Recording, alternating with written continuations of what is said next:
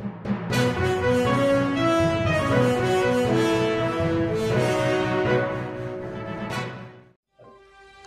सोलापूर न्यूजमध्ये आपल्या सगळ्यांचं स्वागत।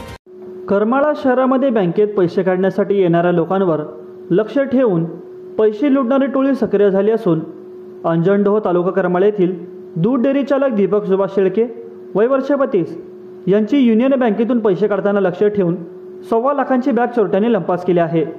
चोरी करणारा CCTVमध्ये कैद झाला असून संबंधित चोरट्यांनी बँकेतून पैसे काढताना लक्ष ठेवून जाणीवपूर्वक दीपक शेळके ज्या पिकअपमधून जाणार होते त्या पिकअपची हवा सोडून पैशाची बॅग लंपास केली।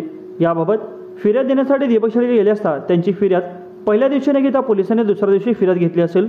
याबाबत दीपक शेळके यांनी करमाळा पोलिसांमध्ये फिर्याद दिली आहे। अंजनडोह येथे शिवनाथ दूध डेअरी आहे union bank of India Karmala शाखेत खाते असून 16 ऑगस्ट रोजी दुपारी 12च्या सुमारास युनियन बँक ऑफ इंडिया शाखेतून 1,25,000 रुपये काढून घेतले होते। बँकेजवळ लावलेल्या पिकअपमध्ये जाऊन बसलो। काही अंतरावर गेल्यानंतर टायरची हवा कमी झाल्याचे जाणवले, त्यामुळे पिकअप चालक व दोघे उतरले असता खाली उतरून पाहून संबंधित चोरट्यांनी गाडीतील बॅग घेऊन पसार झाल्याचे निदर्शनास आले।